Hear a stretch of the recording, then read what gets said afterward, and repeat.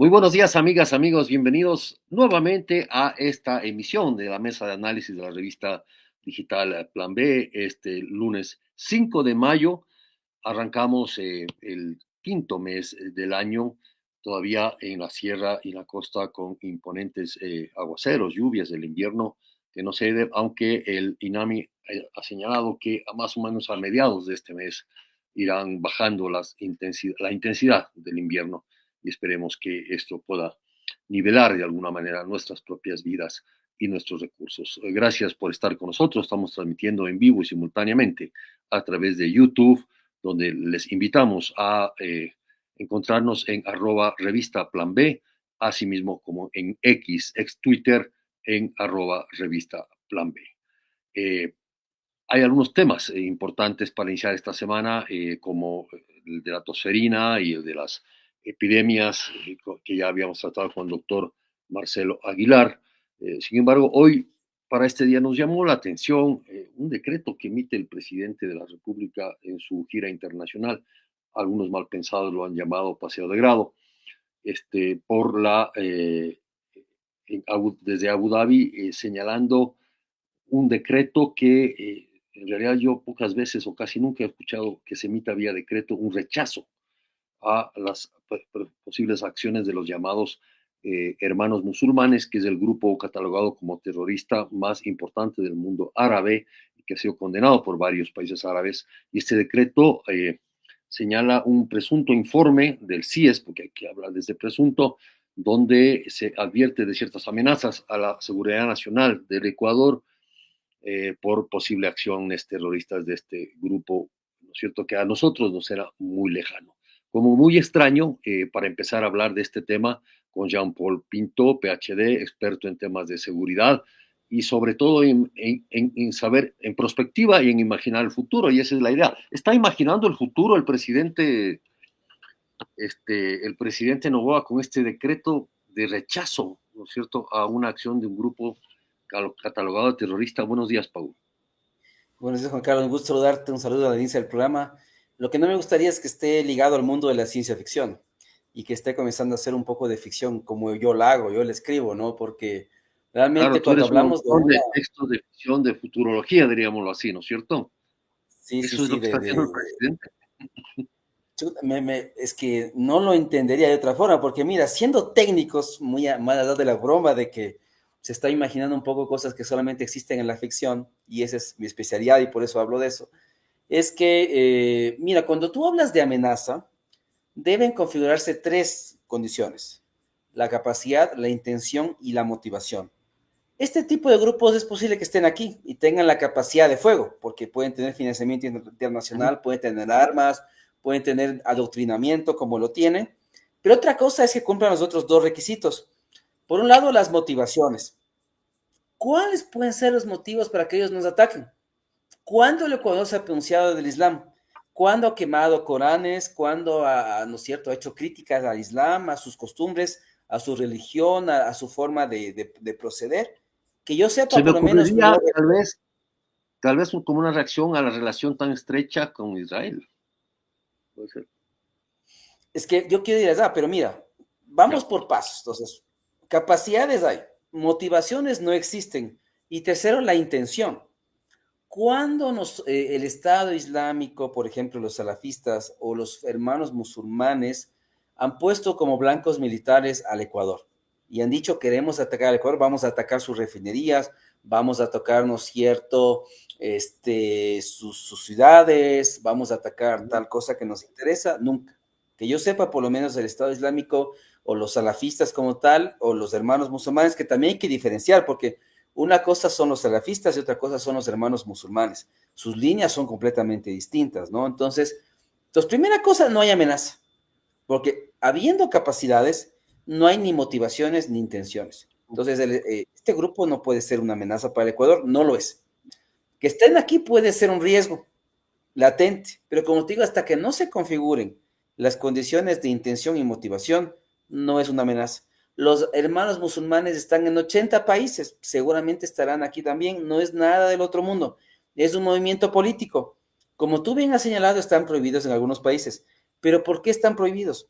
no por su, digamos, cercanía al Estado Islámico o algún ente terrorista, sino porque son grupos de oposición.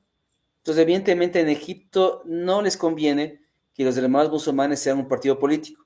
Entonces, ¿qué han hecho en Egipto? Los asociaron o los vincularon como cercanos al Estado Islámico para prohibirlos. En Jordania se hizo lo mismo, Arabia Saudita también hizo lo mismo. Entonces, porque tienen miedo que los hermanos musulmanes lleguen al poder, como lo hicieron en la primavera árabe. Recordemos, en 2011 llegaron en Túnez, en Egipto llegaron al poder. Entonces, hay que entender que están ligados, se les liga a movimientos terroristas por un tema político, por un tema de oposición. Y yo trasladaba esto a Ecuador y decía, oye, tal vez el presidente encontró la forma de zafarse de los DLC-5, porque igual que hicieron con los demás musulmanes en Egipto, les podrían vincular a grupos criminales, a los lobos, a los tiguerones, a un grupo terrorista, y decir, como están vinculados, yo les quito sus derechos políticos y no pueden participar en política y asunto cerrado. Y es lo que hizo el gobierno de Egipto. Y es lo que ha hecho, ¿no es cierto?, el gobierno de Arabia Saudita y el gobierno de Jordania. Entonces, Y también encontró Emiratos Árabes. Entiendo que también Emiratos Emiratos Árabes, Árabes. claro, Emiratos Árabes, porque uno debería entender por qué. Primeramente, Egipto y Emiratos Árabes están muy cercanos. Entonces, Sí. evidentemente, hacen una política común juntos, y el enemigo del uno es el enemigo del otro. Y como te digo, tienen miedo de que los hermanos musulmanes tomen fuerza y puedan acceder al poder. Entonces, es más fácil ligarlos a un movimiento terrorista para sacarlos del juego político y con eso acabar con esa oposición. Entonces, claro, lo que el presidente ha hecho es un acto político. Es decir, los enemigos de mis amigos también son mis enemigos. Entonces, creo que había una canción, me acuerdo, en los 80 no me acuerdo, algo Timbiriche, parecido, pero bueno, Timbiriche. ahorita no, algo así existía, pero entonces, La claro, y política del Timbiriche, ya. eso, Ahora, entonces, eh, ¿por qué decreto? Claro, tú dices también, pero esto merece un decreto para nada. O sea, si tú recibes información de Arabia Saudita, de este grupo, de esta hermandad, que es un grupo político, entonces tú llamas al director del CIES y le pides información, le dices, levántame una alerta, necesito un informe de inteligencia, conéctate con la sí. DGI, conéctate con G2 y ármame un documento, pero eso no requiere un decreto es un acto político y además nos dispersamos, porque en lugar de focalizarte en los lobos y en los tiguerones y en el cartel de Sinaloa, pierdes el tiempo dedicándote a un grupo que no es un grupo terrorista, primero, y segundo, un grupo que no es una amenaza para el Estado. ¿Por qué le das tiempo y gastas energía en un grupo que no es una amenaza para ti? No tiene sentido. Para cepillarle a, diciendo de morocho, a Emiratos Árabes, supongo. Claro, es que es eso, o sea, estás allá, entonces te pasaron una información y como quieres quedar bien y quieres hacer un gesto, porque yo lo veo como un gesto político, entonces ustedes, ay, como quiero hacer un gesto político hacia mi anfitrión, entonces yo también les declaro terroristas y además digo, chuta, en el Ecuador hay terrorismo es que no hay, o sea, ¿por dónde? Entonces yo sí pido que seamos serios y que el CIE sea serio y la DGI sea seria y G2 sean serios y nos digan los indicios que tienen de los hermanos musulmanes en Ecuador. Porque ya te digo, Bueno, inclusive, miremos. Sí, sí, dime. citan, eh, Jean-Paul, citan un informe del Centro de Inteligencia Estratégica, dice que remitió una alerta por medio de un informe titulado Posibles riesgos a la seguridad nacional por la presencia de integrantes vinculados al islamismo radical y extremista. Tampoco señala que son los hermanos musulmanes, dice en general, posibles riesgos, ojo, posibles riesgos, y dos, presencia de integrantes vinculados al islamismo radical. De Exacto, ahí es un para, riesgo, como te digo, es un sí, riesgo. Eso posible, es lo que hay que posibles riesgos, considerar. Porque sí ha es un habido, riesgo. siempre ha habido indicios, sospechas de que el Hezbollah, que el Estado Islámico tiene cierta gente acá, pero no es una amenaza porque nosotros no somos un blanco para ellos. No somos un país, ¿no es cierto?, que está contra el Islam, como te digo, que hemos quemado Coranes, que tenemos una posición radical contra el Corán, contra el Islam, contra los salafistas, ¿no es cierto?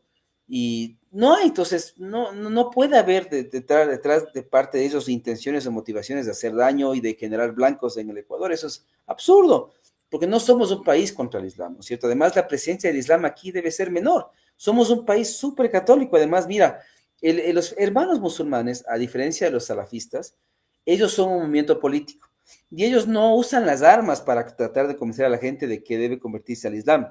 Ellos en los países que operan tienen asociaciones ONGs, temas médicos, temas legales, temas culturales, porque lo que intentan es insertarse en las culturas locales para tratar de convencer a la gente de que tal vez el Islam sea una mejor alternativa de vida.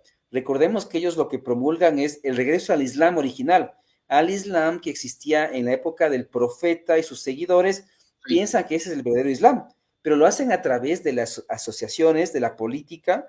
Por eso en Francia están preocupados y no saben si prohibirlos o no, porque no son un grupo terrorista que hace atentados en Francia. Lo que sí hace es insertarse en la sociedad francesa, en la cultura francesa, y tratar de cada vez haya más gente que diga que es necesario el porte del velo, que es necesario que haya productos halal, que es prioritario que haga los rezos del Ramadán. Esa es la forma en que ellos se incrustan en las sociedades occidentales, porque el enemigo de los hermanos musulmanes son los estados laicos occidentales. Y por eso, Juan Carlos, la importancia que el Ecuador siga siendo un país laico, de que la religión no entre al Estado ni a la política pública. Hay que separar Estado de religión, porque lo que hacen los estados, los hermanos musulmanes, es insertarse así. Pero es diferente de los salafistas. Los salafistas sí son los radicales que tienen un proyecto ya. religioso y vinculados al Estado Islámico porque quieren el regreso del califato, ¿no es cierto? Quieren regresar al califato que se derrumbó en 1924 con el derrumbe del Imperio Otomano, pues quieren regresar a esa época, pero son corrientes completamente distintas. O sea, a los salafistas les podemos decir Ahora, terroristas, tal vez sí por el tema del Estado Islámico, pero no a los hermanos musulmanes, ¿no? ahora, yo me preocupa la deriva que está teniendo esto, porque esto me suena como a los Blackwaters, ¿no? O sea, todo este show que se armó para este grupo y viene, lo traen como es, en plena campaña electoral a su dirigente, digamos, sobre este grupo mercenario Blackwaters, consultor, como quiera que se le llame, y luego desaparece, y ahora aparece esto de los hermanos musulmanes vía decreto, eh, con un acto, como bien dices, político, guión diplomático. Esto no le quita y le resta seriedad a la acción, ¿no es cierto?, desde el Ejecutivo y desde el Gobierno Nacional en los temas de la seguridad. Claro, porque por un lado te desvía de tus misiones principales, de tus focos, de tus prioridades. Las prioridades en el Ecuador son los grupos de delincuencia organizada que tenemos. Los Sí, lobos, los tiguerones, esos son la prioridad. No un grupo que está muy lejos, que podría estar aquí, pero cuya presencia es mínima y que, como digo, nunca han tenido ni las motivaciones ni la intención de sí. hacer daño. Tal vez eso algún día cambie, pero hoy día no hay indicios de eso porque no somos un país contra el Islam y no nos hemos posicionado como un país contra el Islam. Jamás lo hemos hecho. Entonces, por un lado, desviamos las misiones principales que tenemos y por otro, mira, lo que me preocupa a mí es que en lugar de tener un modelo propio, siempre nos encanta copiar. Entonces Trump puso, ¿no es cierto?, aranceles a México, enseguida le pusimos también sin razón, simplemente porque había que hacer lo que Trump hacía. Después nos damos cuenta que nos encanta el modelo salvadoreño, vamos a El Salvador y le vamos a copiar, ¿no es cierto? Y el comandante de la policía estuvo en El Salvador, entonces seguramente él les dijo, yo sé hacer esto, no se preocupen, pónganme a mí de comandante, yo lo resuelvo, y lo pusieron. Pero ojo, para copiar al modelo salvadoreño hay que hacer una paz mafiosa antes, como lo hizo Bukele y ya está ahorita ya denunciado. Y segundo, hay que tener todos los poderes del mismo lado, es decir, hay que salir de la democracia y hay que tener una democracia autoritaria, un gobierno totalitario. Si no cumples las condiciones de gobierno totalitario y no hay una paz mafiosa, el modelo salvadoreño no va a ser exitoso en el Ecuador. Y en el caso de Arabia Saudita lo mismo. Entonces, como el Arabia Saudita, ¿no es cierto?, tiene este enemigo, porque es un enemigo político que calificado de terrorista, evidentemente yo hago lo mismo, ¿no es cierto?, porque le quiero copiar a él, entonces tenemos que copiar a los que otros que son nuestros amigos y copiamos sus acciones y sus pensamientos en lugar de tener un modelo propio. Entonces, lastimosamente es eso, es un acto político, es un gesto que tuvo el presidente y nos desvía de las misiones principales, de las preocupaciones que tenemos, que son otras. No hay que desviarse, las prioridades son claras y hay que atacar esas prioridades. Ahora, mañana, después de la visita a Israel, probablemente tengamos otro pronunciamiento similar, y luego en Inglaterra, etcétera. O sea, es decir, eh, creo que tu punto es adecuado porque de alguna manera está mostrando que no existe o si existe un plan nacional respecto a salir de este túnel oscurísimo de la lucha del conflicto armado no internacional, o el CANI, y cada vez parece que nos quieren montar más conflictos en este sentido. O sea, sí, o sea, el gran problema es que con lo que tú dices, ¿no? Conforme vayamos visitando países, vamos a ir añadiendo enemigos a nuestra lista, enemigos que no teníamos antes. y nos vamos a meter, ¿no es cierto?, en Pero unos como dice el entramates. cantante, pero qué necesidad. Exacto, o sea, ¿por qué queremos aumentar un problema más al país de los que ya tenemos? O sea, mira, seguramente el Estado Islámico y ese tipo de grupos dirá, oye, ha existido un país que se llama el Ecuador y acaba de darle la razón a Arabia Saudita y van a comenzar a interesarse en nosotros, que antes ni siquiera sabían seguramente que existíamos. ¿Por qué nos queremos llenar de más problemas? ¿Por qué nos queremos posicionar en un tema que no nos compete y que está muy lejano? Focalicémonos en otras prioridades. Además, hay un tema, ¿no es cierto?, que detrás puede haber de islamofobia, ¿no es cierto?, de esta estigmatización. Entonces, tenemos una mezquita en Quito, entonces ahora hay que verles a esos como un peligro y la gente va a comenzar a vender los departamentos por ahí porque no pueden estar cerca, porque de repente va a haber un atentado terrorista ahí que hay una mezquita, es decir, cuidado con el tema de la homofobia. Y yo recuerdo, ¿no es cierto?, de la xenofobia, perdón. Y yo recuerdo, por ejemplo, no sé si tú te acuerdes cuando hubo el atentado en Luisiana, que un tipo cogió el vehículo y atropelló a mucha gente. Yo recuerdo los periodistas en Estados Unidos señalaban, ¿no es cierto?, decía, pero este tipo tenía estas cosas y además tenía un Corán en su casa. Y yo ese rato decía, por Dios, yo tengo un Corán desde el 2009 y no he sabido que he sido terrorista. Gracias por confirmarme una cosa que yo desconocía. Entonces, cuidado el Pero, tema de oye, estigmatización. Jean Paul, no nos vayamos tan lejos, o sea, en el gobierno de Correa, el gobierno de izquierda de Correa, se, se allanó la casa de activistas del MPD y se le encontró un libro del Che Guevara y unos pósters del Che Guevara y les declararon terroristas. O sea, Mira esas que en fueron las todo caso, pruebas. entonces, yo soy, Esas fueron oye, las entonces pruebas. eso, El manual de la lucha guerrillera del Che Guevara, esa fue la prueba. bueno, esto implica que yo soy doblemente terrorista, porque además que tengo un Claro, Corán yo en en mi ese momento casa, también tuve que esconder mi también manual que nos daban en la tengo universidad. yo una biografía escrita por un francés sobre el Che Guevara, porque es parte de los estudios que tú haces. Tú debes Sí, conocer mucho de ciencia política y eso no te hace ser un comunista o un terrorista, ¿no? Pero eso digo, cuidado las estigmatizaciones, ¿no? Y este tipo de anuncios lo que puede hacer es que la gente sienta miedo de una cosa que no debe tener miedo, estigmatice y le dé miedo inclusive a pasar por esa calle donde está la mezquita y los pobres musulmanes que están ahí pueden caer en ese juego. Y es un poco el problema de la fecha invertida de Nicolás Taleb que tiene en el libro del Cisne Negro, ¿no es cierto? Es cierto que los terroristas que estuvieron en el Bataclan todos eran musulmanes, pero eso no implica que todos los musulmanes sean terroristas, si no tendríamos millones de terroristas en el mundo y eso es falso. Entonces, cuidado con el tema de las estigmatizaciones, también haría mucho daño en este caso, ¿no? ya pasando a otro punto y un poco para eh, profundizar más en la convocatoria, te decía, está por terminar el primer semestre del año. Creo que por las cifras sigue siendo el año más violento en los últimos. ¿Cómo imaginas, ya que tu especialidad está por los hechos, por lo que se viene dando, cómo imaginas el próximo semestre? Es decir, ¿hacia dónde podría estar yendo el tema de la seguridad en el Ecuador? Se abre un nuevo periodo que viene a ser como un nuevo gabinete, un nuevo ejecutivo con los mismos protagonistas, obviamente, pero digamos que se espera, ya hay un nuevo comandante de la policía, eh, digamos, este hecho ha dejado 3 generales por fuera, se espera, ya se han dado cambios en militares, ¿no es cierto? Hay un nuevo comandante que se ha seguido la sucesión, pero igual en la Armada, pero ¿cómo miras tú este camino desde el tema de la seguridad en el próximo semestre?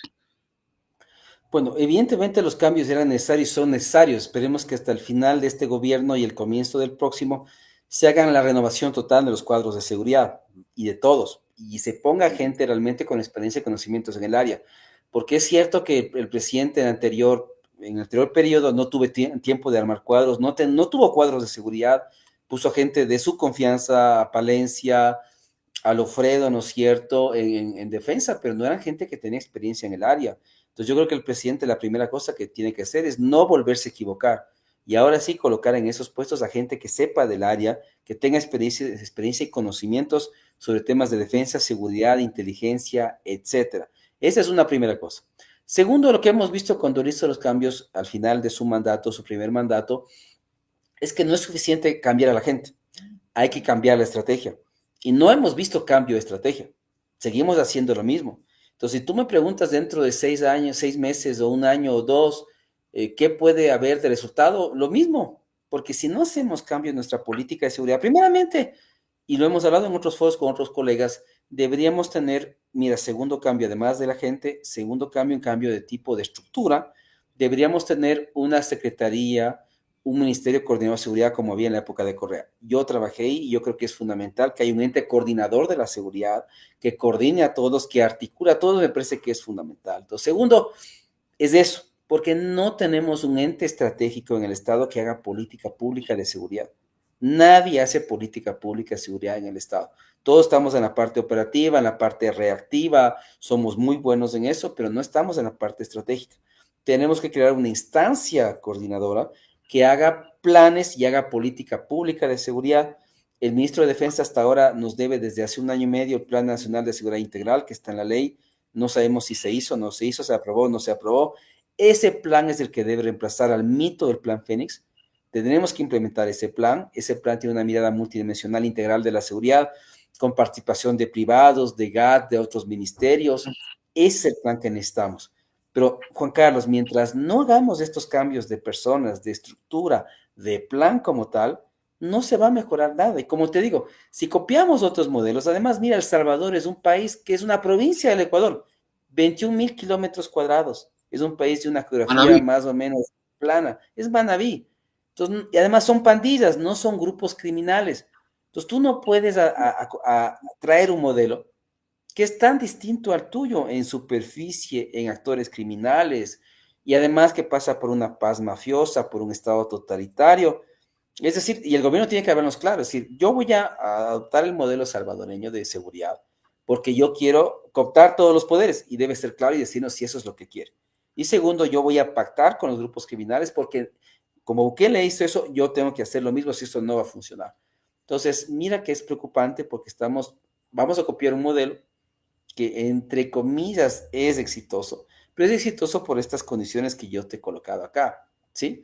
Entonces, es preocupante. Como te digo, si mantenemos el mismo timón haciendo lo mismo, seguiremos igual de violentos y de peligrosos. Y si no cumplimos las condiciones del tema salvadoreño, tampoco esto va a mejorar. Y es lo que digo, o sea, si la paz mafiosa nos conduce a una pacificación, perfecto, vamos a la paz mafiosa, como lo hizo Bukele. Pero hay que estar claro que hay que hacer una paz mafiosa y hay que cooptar todos los poderes para que esto funcione. Si esto no va a funcionar, si Bukele tuvo éxito es porque cooptó todos los poderes en El Salvador. Por algo fue reelegido con 80 o 90% de aceptación, porque claro, ahí no hay oposición. La única oposición que tiene es del grupo Faro, ¿no es cierto? La gente de estos periodistas del Faro, Y que son los además, que están denunciando la... a propósito, acaban de denunciar que es muy probable que la Fiscalía General les esté empezando a presentar demandas. Claro, y es lo Entonces, mismo que lo te digo a buscan. los hermanos musulmanes en Arabia Saudita, es un enemigo Sí. político, es un enemigo que quiere sacarte del camino y lo persigues, ¿no es cierto? Lo prohíbes porque evidentemente te hace ruido. Entonces, es la misma cosa, es la misma estrategia. Entonces, estos países usan como estrategia este tipo de acciones para sacarse del camino a enemigos políticos. Pues como te decía, que esto no nos asombre si hacen lo mismo con actores políticos en el Ecuador a futuro. Hacen una prospectiva, ya tienen el camino libre para hacerlo, ¿no? Ahora, vos, claro, hablabas de la necesidad de un organismo que genere política pública respecto a la seguridad. Ni siquiera tenemos una política criminal, es decir, el Ecuador carece de un montón de herramientas teóricas que son vitales para este tipo de temas, porque es como decir, ¿por dónde voy a ir? ¿Cuál va a ser mi estrategia desde lo político? Pero, de alguna manera, el CIES podría cumplir ese papel, o una Secretaría de Seguridad como la tuvo Lazo, que tampoco fue eficaz, no, tampoco fue eficaz. Entonces, más o menos creo que todavía no seguimos encontrando el modelo, como tú bien dices, buscamos, ¿sabes qué? Me parece que nosotros como país optamos el modelo de acuerdo a la ayuda internacional. Entonces, Estados Unidos nos dice, les voy a ayudar para tal cosa y decimos, bueno, hagámosle, ¿sí? Inglaterra nos dice, vamos a ayudarle para tal cosa y dice, bueno, hagámosle. Israel lo mismo. Entonces, como que estamos en un juego, o sea, no tenemos un camino propio en ese sentido. Sí, es lo que te digo, ¿no? O sea, como tú bien señalas, la gran carencia que hemos tenido es la política pública y los planes de seguridad. Mira que el gobierno de Lazo fue realmente impresionante. Se demoraron en hacer un plan como año y medio. y lo quisieron lanzar faltando 2 días, 3 días para que acabe el gobierno. Pero era un plan Así fue. interesante, por lo menos había un plan público además. Ojo, ese plan fue un plan público, porque es política pública. No puede haber una segunda versión más pública, tú haces una más reservada, de acuerdo, pero haces una versión pública para que todos sepan cuáles son tus ejes, tus objetivos, tus grandes principios, tus valores en el tema de seguridad y los sacas. Pero el problema es que desde que estamos ya un año y medio más pidiendo un plan y no hay un plan. Lo que hay son acciones específicas que es como que, no sé, como que un álbum de cromos, ¿no es cierto? Tú vas coleccionando los cromos y al final tienes el álbum y ese álbum es el plan. Y dices, aquí está mi plan con todas las acciones que he hecho. Pero eso no es un plan. Un plan tiene objetivos, metas, indicadores, tiene escenarios. Eso es lo que le estamos pidiendo al gobierno. Y como no hay este ente rector, llámese Secretaría en el caso de Lazo, llámese Ministerio de Coordinador de Seguridad en el caso de Correa, eso es lo que necesitamos. Y el sí es claro, por ser un ente estratégico, tal vez podrían darle ese rol, pero alguien debe tener ese rol. Entonces, el presidente debería decirle al CIES, usted encárguese de la política estratégica de seguridad del Ecuador y díganos qué hacer, ¿no es cierto? El interior va a ser operativo, defensa va a ser operativo, usted encárguese de la parte estratégica, no sería una mala idea. Entonces, implicaría que en el CIES debería haber como un tanque de pensamiento, un tanque, ¿no es cierto? Un centro de expertos, de académicos, de gente con experiencia, exmilitares, policías, etcétera, que crean política pública de seguridad en el Ecuador. ¿Por qué no crear eso? Eso me parecería algo interesante. Pero esos son los cambios que necesitamos hacer, que el presidente lo haga y lo comunique al CIES. Y conforme este grupo, ¿no es cierto? Además, si queremos darle este tinte prospectivo, debería haber un centro de futuros en el Estado, que tampoco existe. Chile lo tiene, por ejemplo, los chilenos lo tienen, los colombianos lo están creando, el Uruguay lo tiene, un ente de futuros ligado a los congresos. Y en la presidencia, en el caso chileno, tienen un ente que está ligado a la presidencia de la República en Chile. Sería fundamental que tengamos como un centro de futuros, un centro que haga escenarios, que haga perspectiva, que haga análisis político, que haga análisis de inteligencia y que eso sea Pero, soporte o anclaje con el CIES. pero eso también funciona, pero el Estado no lo va a hacer nunca, Jean-Paul, perdóname el pesimismo, eh, porque de alguna manera, en general, las decisiones que terminan tomando son políticas y circunstanciales. Y yo creo que el papel ahí que ha fallado, ha faltado en todo esto también es el de la academia. Es decir, que existen universidades de posgrado muy importantes que tienen estudios y gente muy preparada en términos teóricos. Algunos han actuado en el Estado también, pero en general que son tanques de pensamiento sobre seguridad. Hay observatorios de seguridad ciudadana y del Estado, etcétera. Es decir, sí hay un ecosistema, digamos, de pensamiento un poco disperso, bastante disperso, diría yo, respecto al tema de la seguridad, que es el problema más grave que tiene este país, que sin embargo no es concentrado, no está, digamos, planteado desde una visión mucho más unitaria. ¿Cómo miras eso? ¿Es posible construir eso? El problema es que es el que tú dices, ¿no? Tenemos realmente universidades o observatorios, pero que no tienen ninguna incidencia sobre la política pública, cero incidencia. Entonces, pueden existir o no, que la influencia que tienen es cero. Pues te digo, lo que sería fundamental es crear un ente que esté ligado directamente a la presidencia, coordinado al CIES y a los ministerios del área de seguridad, y que haga estos estudios, análisis, pero con influencia en la política pública, porque tampoco tiene sentido que creemos otro estamento como tanque de pensamiento, grupo de reflexión, como quieras llamarlo, si las recomendaciones de este grupo no van a generar política pública. Lo que nos falta es eso. Ahora, la gran pregunta detrás tuyo también es la misma. ¿Estamos manejando políticamente la seguridad o estamos haciendo un manejo técnico de la seguridad? Y lo que a mí me parece es que estamos haciendo un manejo político.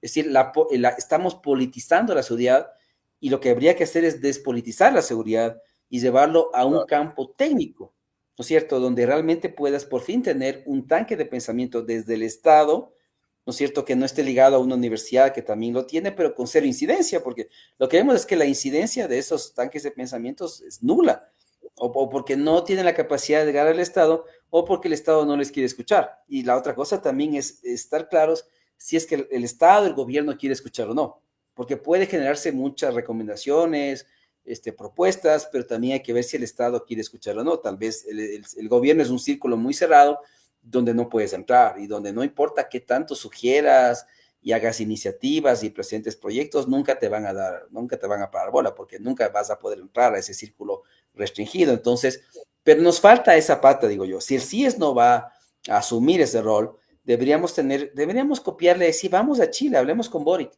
Oye, Boric, tú tienes, ¿no es cierto?, un ente, ¿no es cierto?, ligado a la presidencia que hace temas de innovación, de tecnología, de prospectiva, de seguridad. ¿Cuál es? ¿Cómo funciona? ¿Cómo lo articularon? ¿Quién lo financia? ¿Qué tipo de artículos, productos y estudios sacan?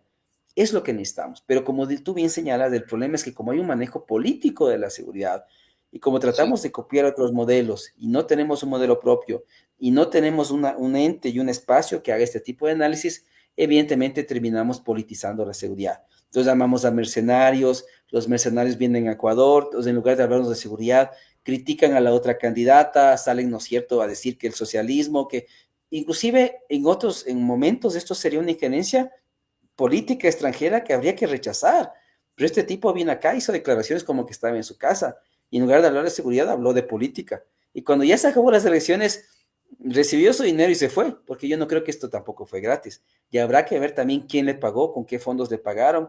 Porque claro, después el ministro del Interior dijo, es que sí nos hizo una propuesta, pero después dirá, chuta, saben que ha sido muy cara, carísimo. Entonces no le pudimos contratar al señor lastimosamente y quedó ahí.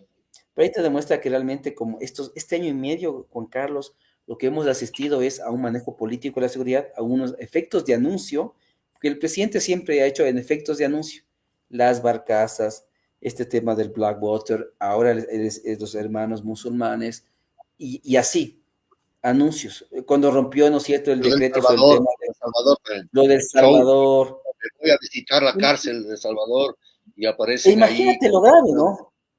Vamos a inaugurar cárceles nuevas. ¿Quién no nos dice, no nos asegura que no va a permitir que Trump traiga acá también gente del Tren de Aragua o gente desde Estados Unidos para meterles en sí. cárceles ecuatorianas como ha hecho Bukele? Nadie nos asegura que eso no va a pasar en el Ecuador, pero sería muy grave. Además que ya también está comprobado que hay gente inocente que está detenida en El Salvador, que son migrantes que estaban en Estados Unidos. Ya está consiguiendo países en África, pues nada nos dice que no vaya también a pedir al Ecuador, ¿no es cierto?, que también recibe a un grupo de personas. Entonces, los temas son muy complejos, pero como te digo, es porque durante todo este año y medio ha habido efectos de anuncio que ha hecho el presidente, porque siempre son efectos de anuncio lo que él hace, pero nunca hay un manejo técnico de la seguridad con un centro de pensamientos, con un grupo de expertos que tengan incidencia en la política pública y que estén conectados a otras áreas de la academia privada, pública, y que podamos realmente tener planes, estrategias, porque lo que hacemos somos muy reactivos, tenemos mucha política de reacción, pero a mí me preocupa lo que ha pasado. Esta visita a Salvador, esta copia del modelo salvadoreño, además tenemos que declarar terroristas a gente que ni siquiera nos conoce, que no es una amenaza.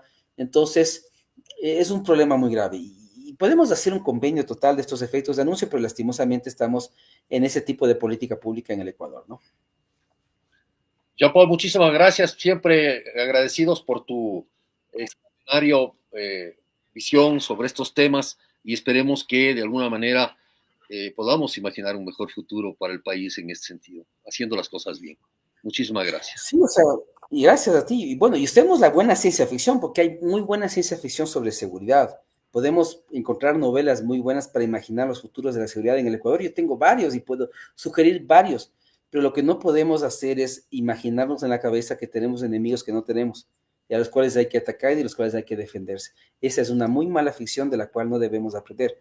Tomemos la buena ciencia ficción y ayudémonos de esa ciencia ficción para hacer política pública de seguridad en Ecuador. Sería lo mejor que podamos hacer, pero hagamos cosas distintas, porque si no hacemos cosas distintas, el próximo semestre, año, 2, 3 años, seguirá igual o peor. A Medellín le tomó 22 años bajar la tasa de homicidios de 391 a 20, pero lo hizo con la innovación social, con el tema del deporte, la cultura, las bibliotecas.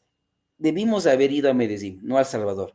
Debemos traer gente del Medellín que nos enseñe cómo dejó de ser la ciudad más violenta del Ecuador. Es el tipo de ejemplos que debemos seguir y esa gente debería estar ya en el Ecuador enseñándonos cómo salir de la violencia en la cual estamos pasando el día de hoy.